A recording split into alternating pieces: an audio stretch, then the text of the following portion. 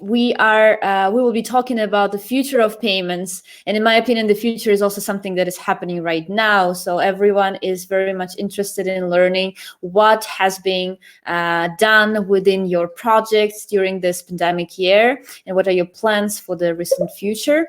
So I'm happy to present my wonderful panelists. Michelle O'Connor, Vice President for Marketing at TaxBit. Ladies first. Sanja Kon, CEO of Utrust. Michele Simone, Head of Partnerships for the Southern Europe at PayPal. And Dirk Pinamonti, Head of E-commerce at Nexi. How are you doing, guys? Doing great. Great Awesome. to meet you all. And well, as Sophia told, I encourage everyone to post your questions into the Q&A tab and leave your comments in the YouTube section. We are really interested in learning your thoughts about the topic. So the last 12 months, well, even a bit more, have been marked with a particular level of digitalization throughout all the sectors. My first question to you is very broad. How did the behavior of your customers change within this period, and how did your business model change due to this general developments in the world and in the financial and economic industry? Well, let's start maybe with Dirk. Yeah, so we all experienced a real heavy year due to the pandemic, and at Nexi Payments, where we focus on digital payments, we observed a shift towards e-commerce, but especially in categories which were not so penetrated until 1 year ago, and that is mostly grocery and food. So there has been all over Europe a big increase in these sectors. At the same time, it must be said that other sectors like fashion and apparel, but also travel, transports, and hotelry have been suffering across the board. So it was painful for them in the physical world, the same as in e-commerce. But what most people observed is that there has been a push in e-commerce, digital commerce, remote payments, digital payments, with an intensity which probably brought us ahead of 5 to 10 years. But it must also be said that all the trends which were already happening have been accelerated, but they were already in place. So I'm thinking about omnichannel, I'm thinking about new customer journeys with mobile payments happening also in store, the usage of smartphone. And basically, the most important thing is that many millions of new users have approached digital payments and e-commerce. So the main acceleration has been at the side of the people. And also, unfortunately for them, because it was caused by the pandemic, merchants which were driven towards digital commerce, e-commerce, because they simply had their stores closed. So they in order even to survive, they had to go digital, and they will stay digital, most of them, after the pandemic. So in a nutshell, this has been the development which we observed. Very interesting. Thank you very much. Michelle, would you agree that this acceleration has actually had this like 5 times level in terms of acceleration of the e-payment services? Or was it also part of like natural development, just intensified by the pandemic and digitalization?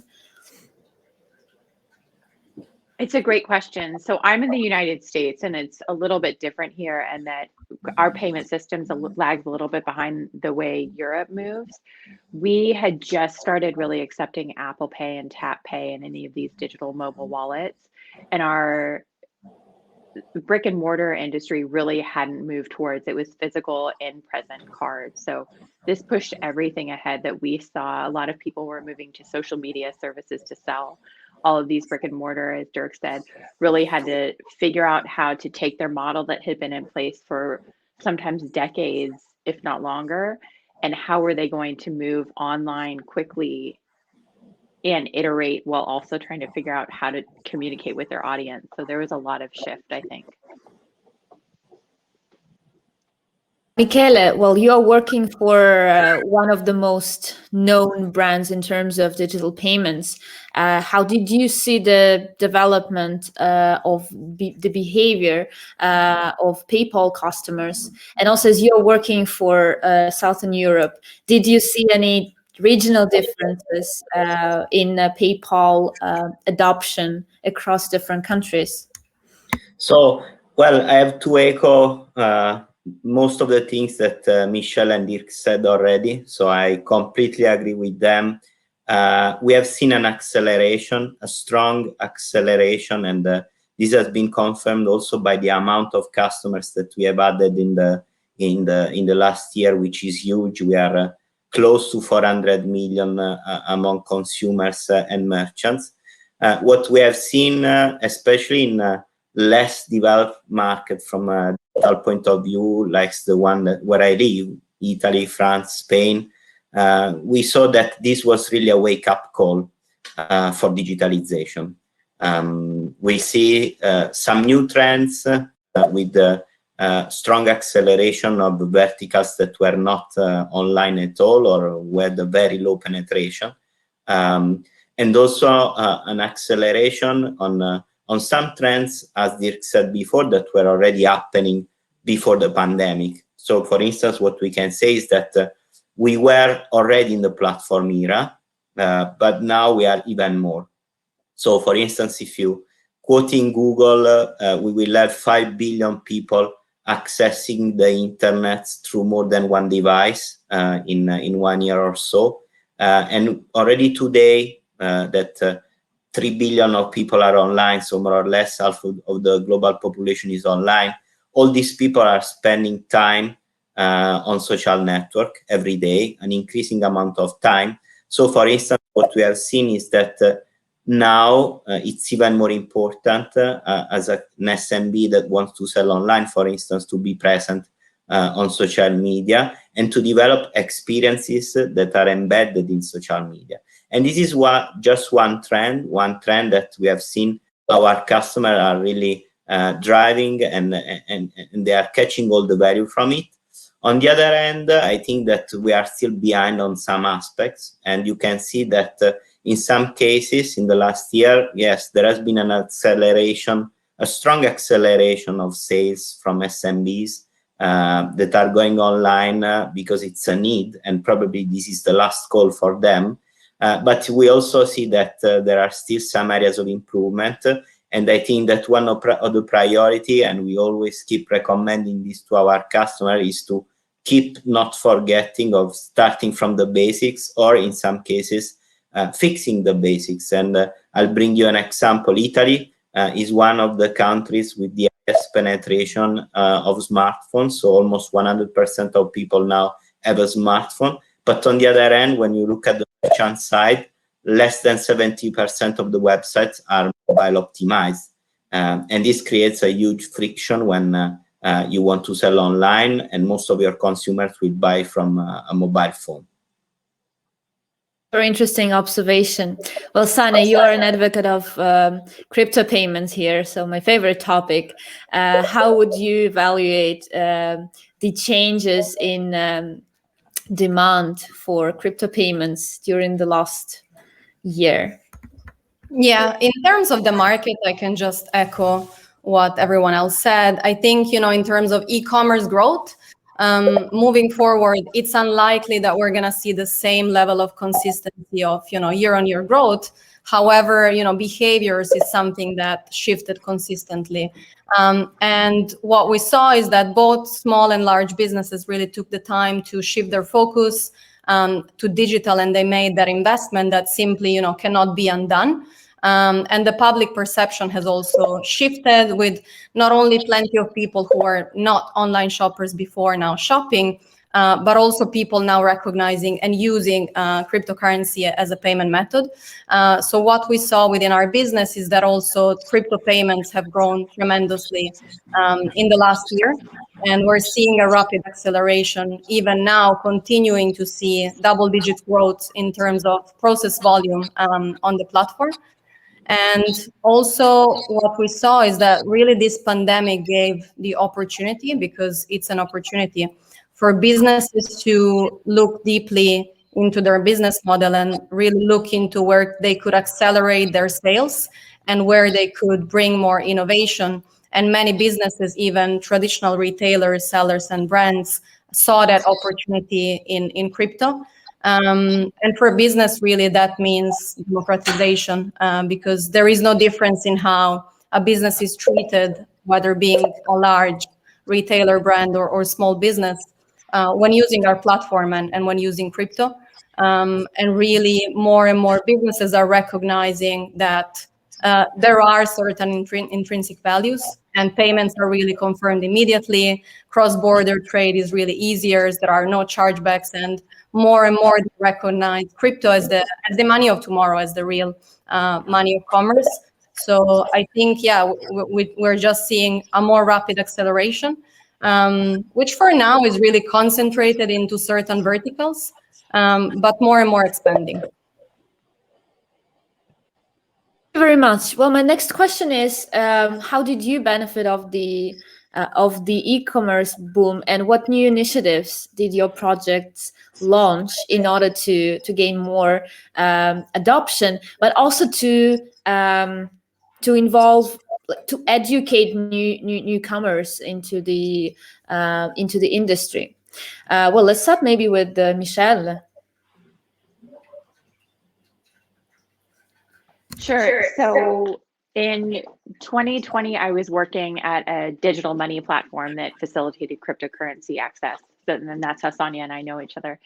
And seeing the boom that drove, just for people looking for alternatives because they didn't actually want to touch traditional currency, or banks weren't open, and there was just this massive demand. Pivoting into where I'm at now, which is a cryptocurrency tax software provider, that really flipped a lot and just drove so many businesses that were now looking at different mediums or stores of accepting different asset classes, including crypto. They needed support, and this is mainly US, we're launching internationally Q2, Q3 of this year. They needed a way to calculate and account for all of this different money coming in. Traditionally it had just been USD, and now they had customers from all over the world paying in all of these different assets if there was a traditional currency or crypto. So we have seen exponential growth and interest from these international areas and consumers, as well as enterprise customers, which is driving our acceleration of growth internationally quite a bit sooner than we had planned for, but it's been a benefit. Who else wants to throw their answers? Michele. Yeah.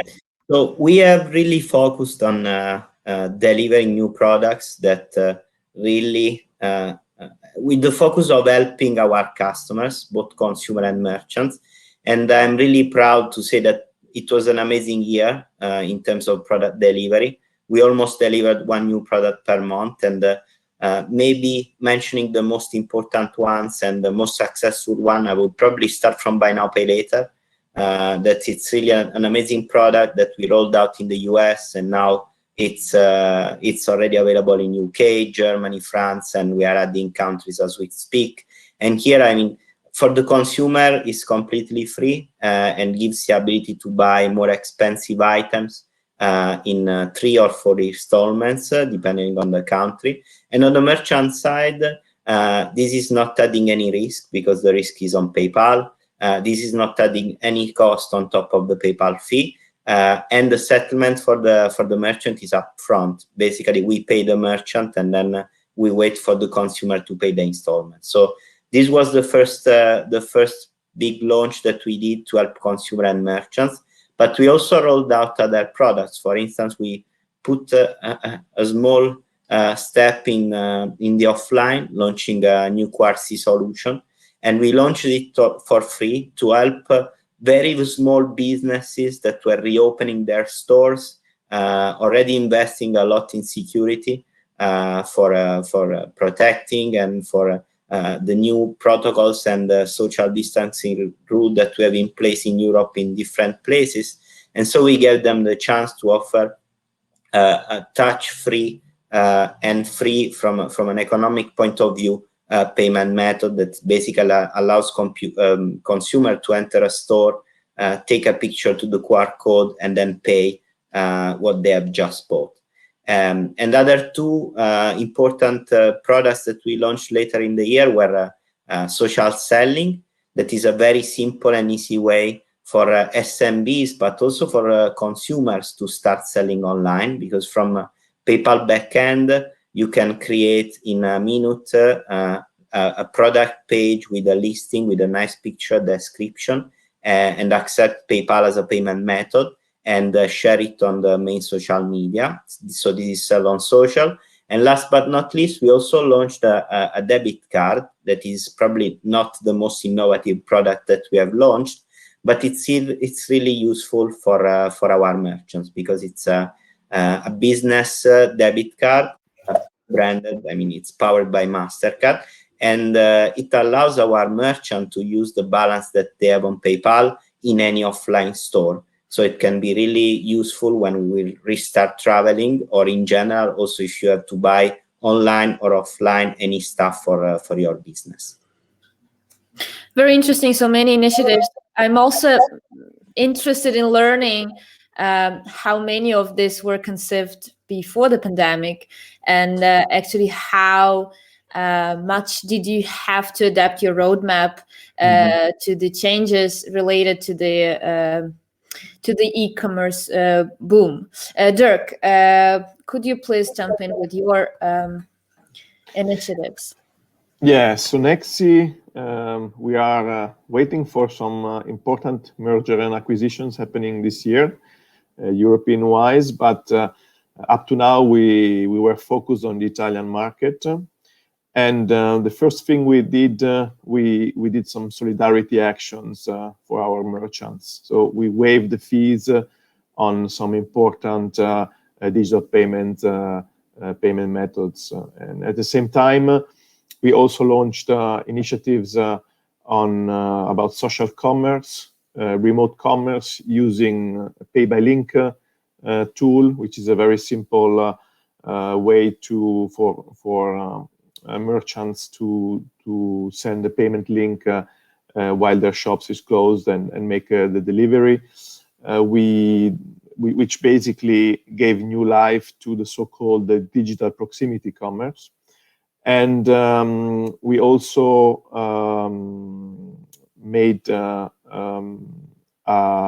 initiatives which were focused on industry verticals, offering e-commerce in a box solutions targeted to the different types of merchants which sell services or products in order for them to continue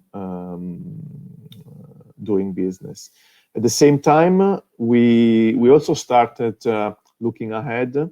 So, for example, in the hotellerie world, which, as I said, is suffering a lot under the pandemic, and was suffering even more because exactly 1 year ago, they had a lot of disputes and chargebacks coming from all the people which were canceling the hotel rooms, the bed and breakfast rooms, and the flights, etc.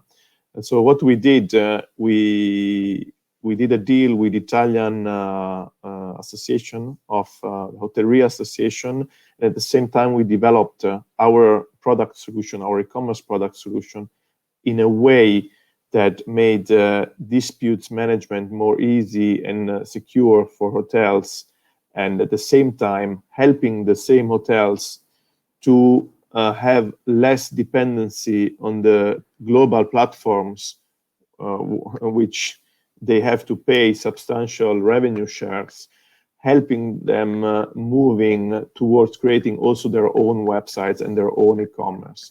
And the same goes for another important vertical, which is the one of the restaurants and the bars, which were completely dependent on the food delivery apps.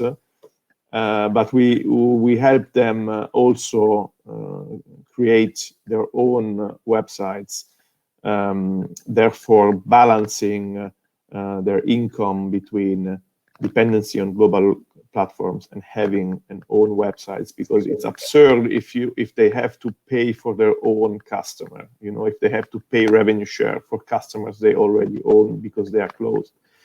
So these are the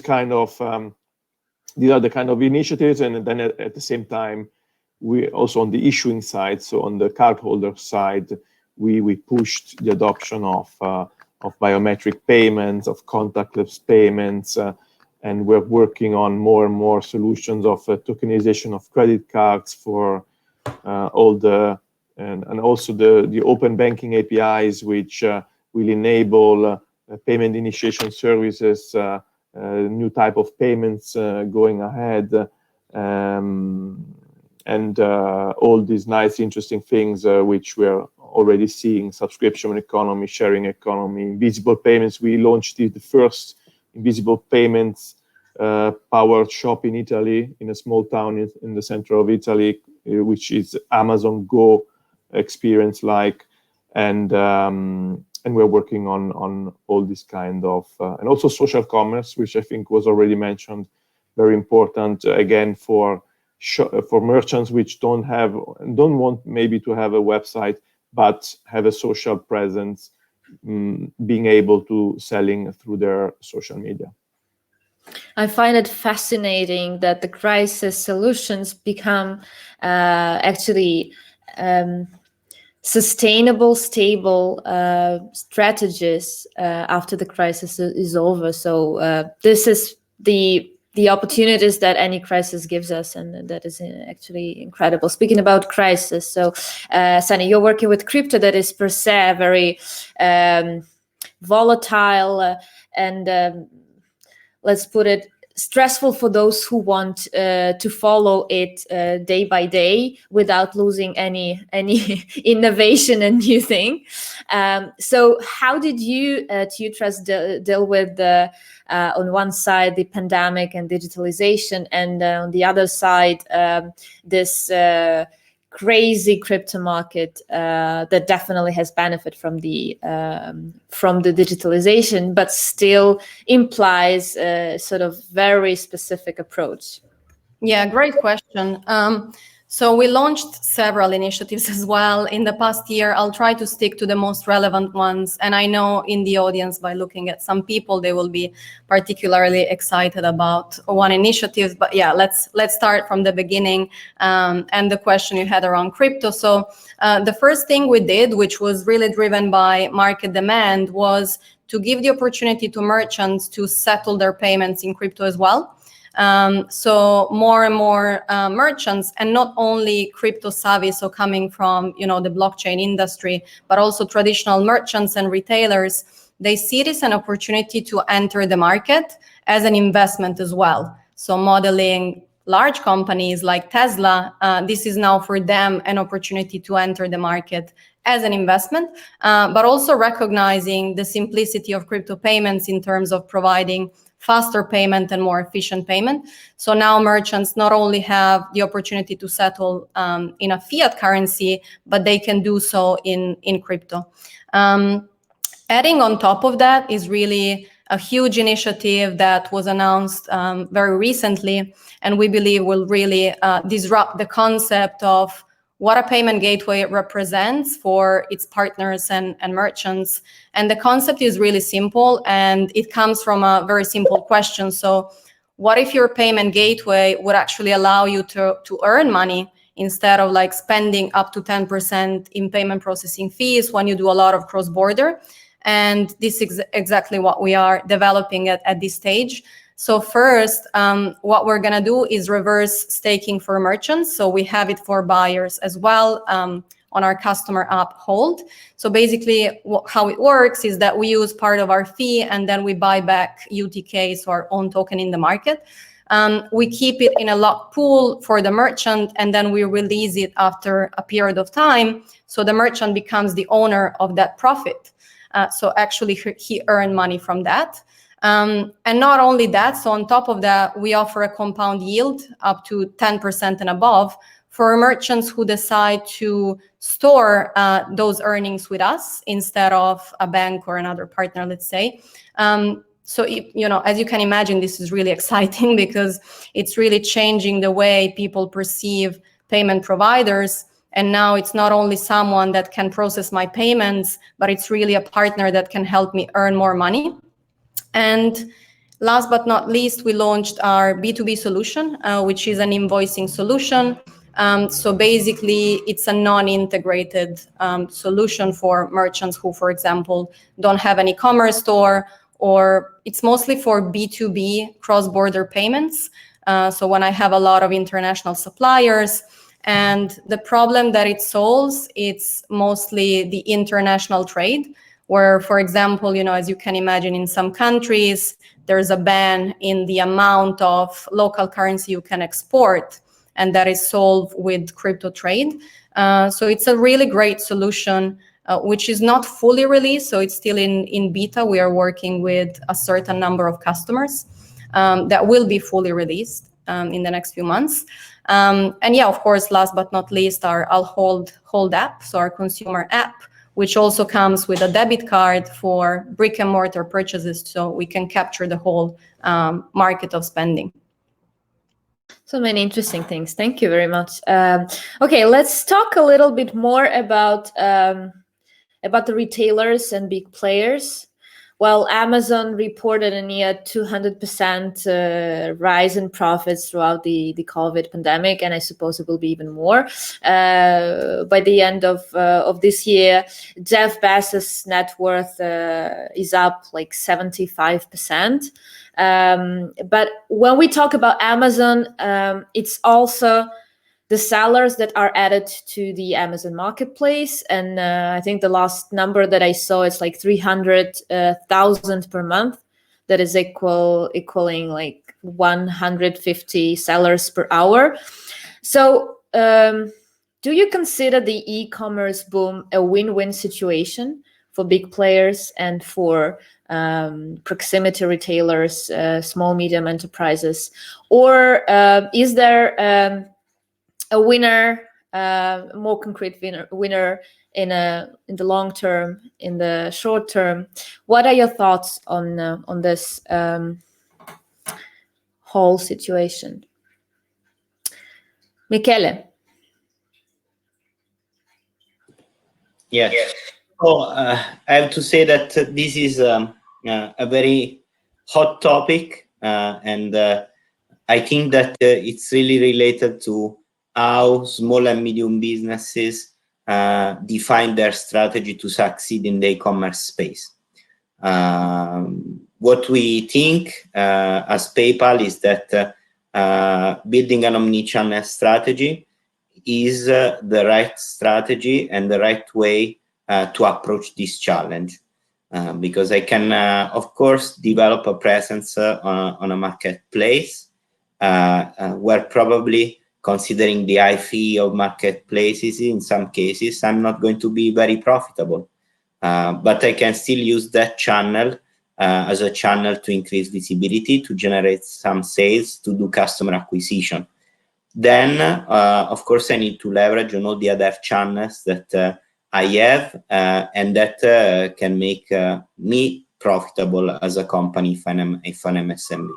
So marketplace as a first step, but then also developing our own presence on social, being able to close a sale on social, and also develop our the own website, the own channels in general, because that's where you can really build a solid base of loyal customers that will come back, and where you can really make profits.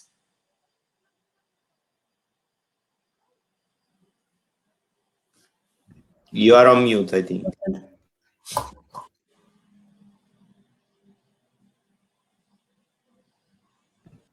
Still muted.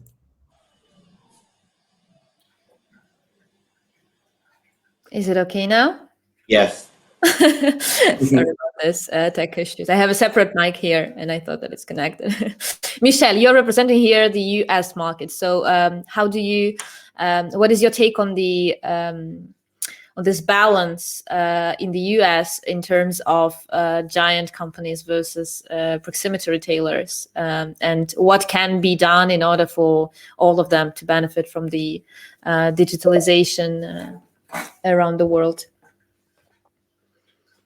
That's a great question. We needed one "you're on mute," I think would be like, if we didn't have a "you're on mute," it wouldn't be part of what we've all experienced the last year.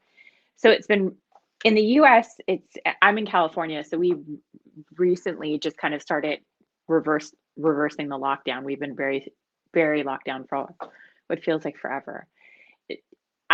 I personally am always one for small businesses and small retailers and really want them to succeed.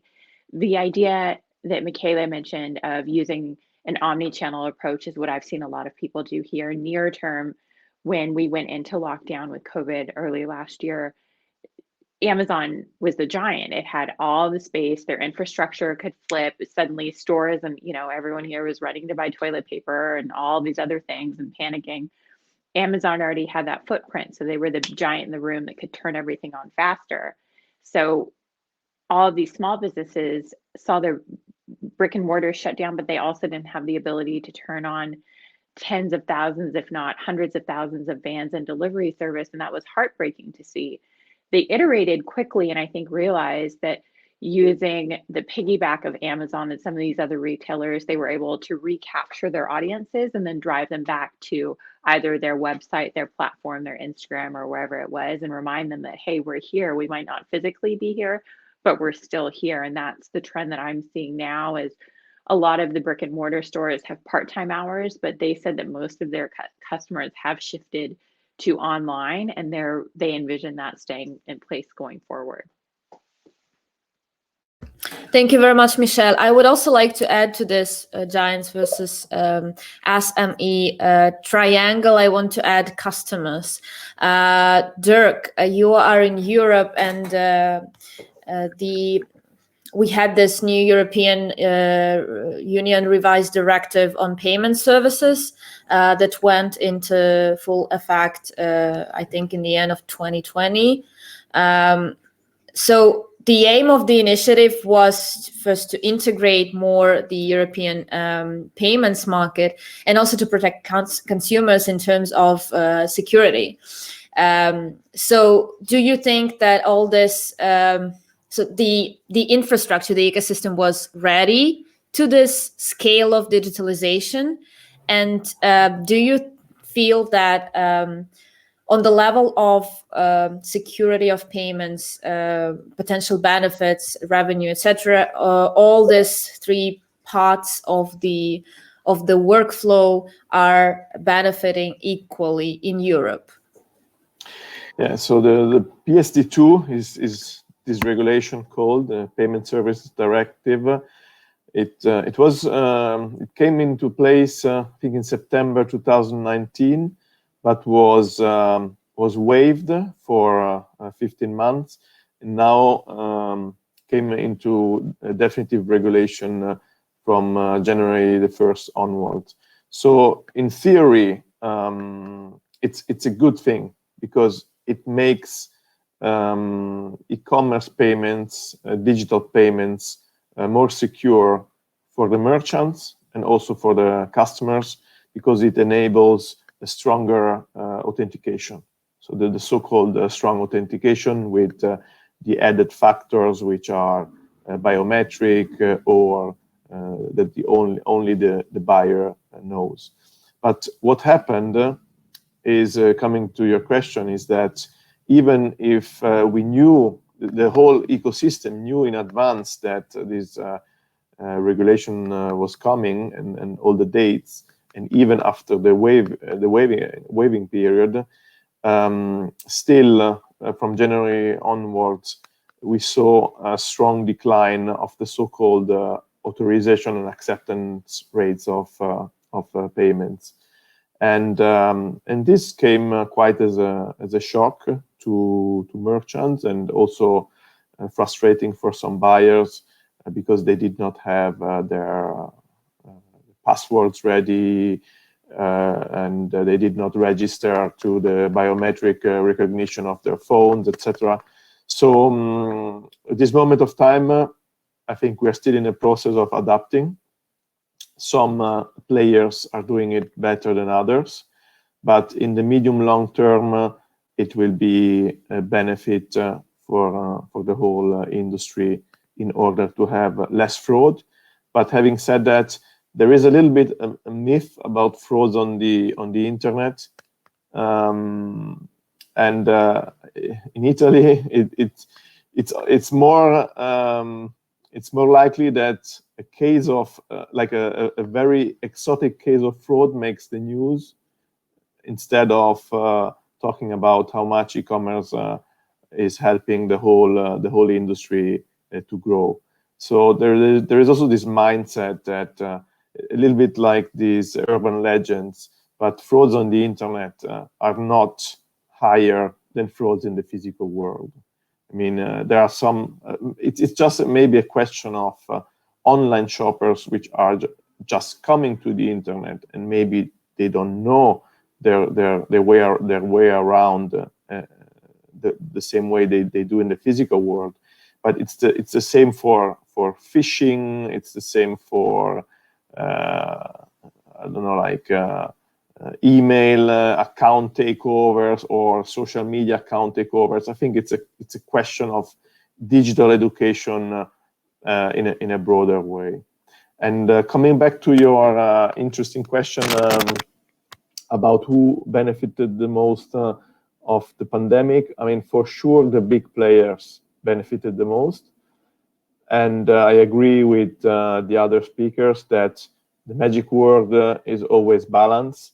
So no one wants to make a demon out of the big e-commerce giants, but it's important that SMEs take the advantage of the omnichannel opportunity, selling via social media, using also remote commerce, pay by links with their trusted customer base, and don't have to depend only on the big websites, because for sure there are some examples where the profit and even the users might then shift elsewhere, and that's not good, because it's more fair if they can keep their users happy and loyal.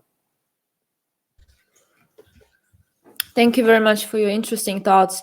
Well, Sanja, I know that you definitely have something to say about this proximity retailers and how they can benefit of the situation. But I also would like to ask you about the crypto partners that you have. How do you enable the partnerships with the crypto companies so that the consumers also are more involved, not only with the biggest players that are Bitcoin and Ethereum, but also with other payment tools? Yeah, thank you. For what has been said already towards large and small players, I totally agree. Coming from an e-commerce background, I see the value of marketplaces for SMBs. And I think it's a great tool to start with when you're building your online presence, because you don't need to have your own technology, you don't need to rely on your own marketing tools, and therefore is a great starting point to try to diversify and selling on multiple marketplaces. So that's definitely great. But yeah, as Dirk was saying, then you have the problem of being dependent. So definitely diversifying on different channels is the key. But I still think, marketplaces actually give you the fuel to reach new customers, new markets, without having to develop your own technology, probably without having to do a lot of marketing. Therefore, it's a great starting point, but diversification is the key. And this is why also crypto payments are great for merchants, because they don't favor any large platform or small platform. I think Michelle has dropped, by the way. So it's a great tool for any business. And for example, we charge only a 1% fee without privileging one platform over the other. And also what we're really proud about is that we basically offer a co-marketing plan to anyone coming onto our platform. So being that a really small merchant, a merchant in any geography, a large retailer, we will develop a co-marketing plan. And this is how we want to focus our company and grow our company in the future. And therefore, that will require a lot of expansion and new hirings. With regards to what you were saying before, in terms of crypto, and we are both crypto agnostic and wallet agnostic. So what that means is that we allow anyone to pay with any on-chain wallet in the market. We don't lock customers to pay with our own wallet. Because we believe that's really, providing an open platform and to everyone the opportunity to pay with crypto. We're also crypto agnostic, although we also have our own token, of course. And we enable the most liquid currencies in the market.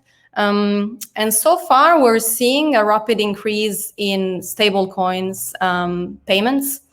So up until, let's say, end of last year, it was mostly Bitcoin and Ethereum, and now it's sort of equally split with stable coins as well. But of course, we continue to monitor the market, and we always have the opportunity to enable the most liquid currencies. And yeah, we stand for being an open platform available to everyone.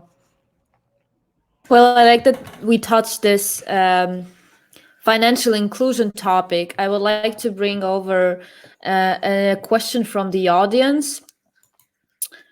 So David asks us, how do you see digital payments progressing in the near future for those in the world that are unbanked? Could your respective platforms make it easier for them to make and accept payments in a safe, secure manner? Whoever wants to answer, I think this is a very important topic, definitely something that, let me move it somewhere, yes. Something that, in my opinion, all the industry players should think about. Also, today is the Earth Day, so I think that we really, I'm happy that the discussion takes place today, because definitely financial inclusion is one of the tools for sustainable development of the future generations. Who would like to jump in to respond to this question? I can start. Yeah, so regarding financial inclusion, and I think you'll know what I'm going to say because it's obvious in coming from our industry, but yeah, decentralization is, as far as we are concerned at Utrust, the way to go. And it's about removing the middlemans, or let's say most of the middlemans out of the equation, in order to allow people to be able to really use financial services. And as said in the question, more than 2 billion people in the world are unbanked, and that's due to the complexity of our banking system. And what is beautiful about blockchain and crypto payments is really you don't need to interface with those traditional services anymore, and you now have the opportunity to equally participate in the global economy wherever you are, no matter your background, your country. And that's actually a reason why the nations with the highest crypto adoption rates are the nation where the banking and the monetary systems are unreliable or failing. And yeah, with digital currencies and DeFi, decentralized finance, all you need is just a phone and internet connection. And that's something that, most people actually have access to. So definitely that's the way to go. And that's what we stand for, of course, at Utrust as well.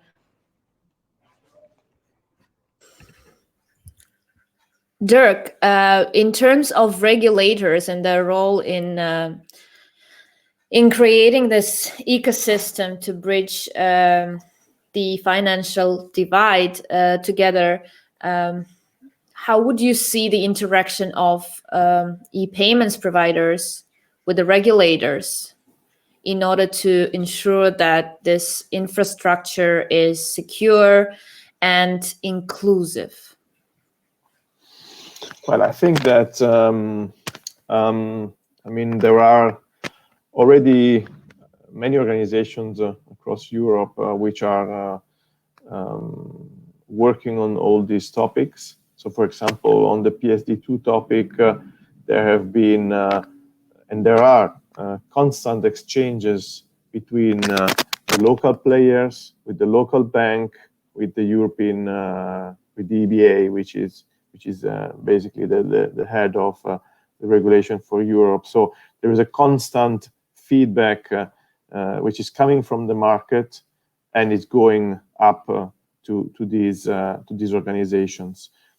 At the same time, as it is also normal to be, it's a question of internal negotiations. It's a question of compromises in some cases. But I think I'm new to crypto, so it's really interesting to me to hear about crypto, and without having a knowledge of crypto, I'm for sure very positive about it, and about blockchain even more. So the whole blockchain future initiatives which could be generated and which could enable tracking a product from the producer to the shelf in the supermarket, or even if we think about insurances, the claims and all the management, the complicated management. So blockchain could completely make that more transparent and data driven. So I'm super supportive. But what I want to say is that we don't have to see the regulators again as the demons, because they are trying to make the whole infrastructure and the whole system secure. And some questions that we get from new merchants when they onboard, when they want to open an e-commerce shop, they ask about what kind of documents do I have to provide, etc. And the KYC is for the safety of everyone, because if we don't do that KYC, then we will have frauds, and the whole vicious circle will turn again. So we cannot live without regulators. We have to hope that regulators hear the feedback of the industry, and at the same time, it's very positive when grassroots movements bring on new ideas, but they have to be regulated. If they're not regulated, then, as I said, the risk is too high to end up in vicious circles, which will create bad experiences and will not be to use for the good part which that product or that service was supposed to be. Yeah, really, really wise words. Michelle, still you are representative of the US market here. So my question to you, well, US is give an example in so many tech-related developments. So how do you see the role of US regulators, players, customers in terms of setting the trends for e-payments, and in terms of educating customers and and retailers and merchants? Sure. So I work at a cryptocurrency tax software company. So working with regulators, we literally are like this quite often. And that is something, having worked in the crypto space for quite a few years, I agree with the sentiment here. Without regulation, no industry can move forward, because then there's fraud and all these other horrible things that happen. So it's a necessary part of any advancement, if it's payments, if it's crypto payments, if it's blockchain adoption for insurance or healthcare or anything. There has to be a regulatory body and some sort of oversight to ensure that, unfortunately, bad actors are less able to find their way in. As far as education in the US and what I've seen trending it really is a way of how do we enable the education and understanding of what it means to open a digital portal of business, and how do these companies do that strategically? How do they find and hire and build these new teams, and what does it look like? That, if you're brick and mortar before and you're not planning on going back, what does that look like for the real estate industry? What does it look like for people that are in college now that had these jobs and now they're kind of shifting their whole priorities? So I've seen a lot of initiatives around that and focusing on how to make people that are in college now and we're planning on going this route, that are now scrambling to shift and focus. And with still unemployment fairly high, it's very skewed differently because there was a lot of people who are working in restaurants, and obviously those aren't at full capacity yet. So how do we reintroduce new careers to people like that? And a lot of them have actually gone online to selling courses or different verticals. So it's been a trajectory that I think probably wasn't planned, but has been beneficial, hopefully, for a lot of folks. And I think there's still a ton of learning. It wasn't done perfectly, but we're still all focusing on how we can get through it and what our new normal is. Thank you, Michelle. Well, Michele, there are a lot of questions to PayPal, obviously, because you are one of the oldest players in the market, and you are also the one who sets example in many ways. So how would you evaluate the role of PayPal in eliminating this financial gap? And how do you see this competition between different payment providers enable or maybe challenge this development toward financial inclusion? So it's an amazing question, one of my favorite topics, and also probably the reason why I decided to join PayPal. Our mission is to democratize financial services, and two of our core values are diversity and inclusion. And I really love the vision and the work that our CEO, Dan Schulman, is doing, because on one end, we are launching products and services that are really aimed at closing the gap. Buy Now Pay Later is just a small example that we mentioned before, but even making P2P free between people in basically most of the countries in the world is another way for helping eliminating cash and all the risks that come with cash in many underdeveloped countries. And then there is a role that we are really playing, and the message here is that CEO, like the CEO of PayPal and CEO in general of most influential and powerful companies, really need to stand up and fight for this and move to an economy that is not only based on profit, but it's also based on the wealth of the stakeholders. So quoting our CEO here and saying that we should all move from the shareholder economy to the stakeholder economy, where we really focus on the good of the ecosystem and all the people involved. And I think that also it's important to launch real initiatives. An example is the fund that has been created by PayPal, and we allocated 535 million last year for a business owned by minorities and people in need, basically. And we are sustaining several businesses with this fund.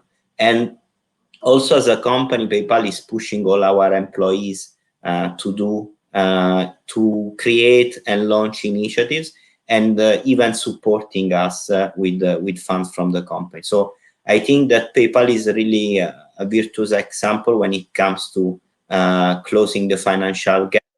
And on your last piece, so I think that we must cooperate because in the payment world and in the payment ecosystem, the burdens between competing and being partners are really thin. We have Dirk here, for instance. We have a strong presence in Italy. You may thought we are competitors. The reality is that we have a big and successful partnership together. And we are working every day to scale it, and that's what we do also with other PSP in the market. So I think there is also an opportunity to cooperate among what you may call competitors to bring value to the consumer and also to help closing this gap. Awesome. Thank you very much, Michele. Well, unfortunately, we are running out of time. It looked like 10 minutes and it's already over an hour, almost an hour. There are so many interesting questions. I actually encourage all the speakers maybe to go through them and answer to some of them because they are very targeted to your companies as well. My last question to you, how do you see the development of the digital payments industry after the pandemic? Do you think that this phenomenon of e-commerce boom will grow exponentially, or are we more or less now in this future that we will be having in the industry for the next, I don't know, 10 years? So what are your thoughts on the nearest future? Let's go like this, Sanja. Yeah, I want to comment actually on the blockchain crypto side. So I think if I think about last year, like the word I would use is definitely adoption, not only for e-commerce, but of course for crypto. And what I see is it's driven mostly by, two trends, two factors. So I will group them into institutional players and decentralized finance. And this is going to definitely grow and only accelerate in the future. So on one side, institutional investors are increasingly buying cryptocurrency, specifically Bitcoin. And, these can be investment funds holding on behalf of investors or companies directly that are, buying Bitcoin as a reserve of their assets. And as we all know, several major firms have collectively bought hundreds of millions of dollars worth of Bitcoin, mostly, including Tesla, Square, MicroStrategy. Elon Musk made it really clear what he thinks about the positioning in crypto. So all of that gave an amazing fuel and really is accelerating adoption. So that's definitely going to continue. And on the other side, we have everything related to DeFi and decentralized finance. And there is definitely a growing attention towards DeFi, which translates into really high values that we now have locked on decentralized smart contracts, which also shows not only more interest, but more trust from the market, from customers, from businesses to experiment with this new technology and use it as it matures. And definitely they are becoming more mature, allowing more people to enter the marketplace, not only to buy and sell and pay, but also to encompass everything related to finance, so borrowing, lending. So yeah, really excited to see where this goes and where it accelerates. Thoughts? My turn, I guess. So yeah, I assume that digital commerce will had a breakthrough in the last year and will move quickly from here onwards. And what's really interesting is that so many new players came onto the market from the retailer side and are completely rethinking their strategy. So in the past, we had e-commerce and the physical world in a multi-channel environment. Now we're talking about omnichannel with a customer journey which is very harmonic. And one of the big lies which was said that e-commerce will kill physical commerce. Well, we see pure players which are opening physical stores and physical stores of big retailers which are becoming showrooms and experience occasions. So it's getting better, and ugly stores will die and new better stores will thrive. So this is very interesting, and my hope is that the SMEs, the big SME world, will become more inventive and will take advantage of the omnichannel opportunities, and that we will have a balance which will be better for everyone. Awesome. Thank you very much for your optimism as well. Michele, your final thoughts. You're muted. I had to do this at least once. Super quick, I have to say that I think that the keyword is growth, and we are all lucky here to be representing digital payments in different ways of different kinds, but all different digital payments at the end, or parts of the e-commerce and the digital world. And I really think that we are still at the beginning of an amazing journey. And I hope and I believe at the same time that the way out will be, from this pandemic will be strongly leveraging on the development of digital payments and e-commerce in general. Thank you, Michele. Michelle, our voice from America. So I actually am going to echo a lot of what Sanja said. Having worked in crypto for years, I really believe forward-looking, everything will be tokenized. We're looking at the impending tokenized economy, if you were to tag a phrase on it. If you look at what institutional players are doing now, they're putting crypto on their balance sheet, and it's really becoming an asset class that is still incredibly volatile. But the idea of adoption or holding is less off-putting than it was maybe even 6 or 12 months ago. And you're looking at real players in the space who are also bridge into digital payments, who are saying we're now putting this as a way to move funds nationally within the US and globally around the world. So that really comes back to tokenization and what that looks like. So I'm really excited to be right in the middle of where all of these things are working together and seeing an industry and space that I've been building for years evolving. So it's great. It's wonderful. Thank you very much. That's really an incredible discussion. I'm so happy that you joined us today, everyone here. And personally, I think that digital payments are not only comfortable in terms of user experience, but are also accessible, promote financial inclusion, and also not to mention that, well, in our fast urbanizing world, digital payments can actually make life in cities much more livable.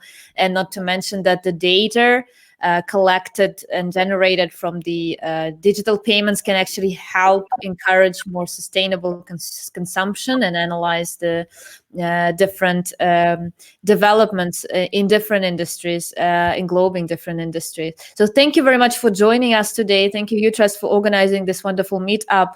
And thank you everyone who was watching us and who left their questions. Thank you so much. Thank you so much, Kristina. Thank you to all of you. To our audience, please just leave your feedback in the polls tab. The event room will be open for a few more minutes so that everyone can leave their answer. Thank you so much to all of you.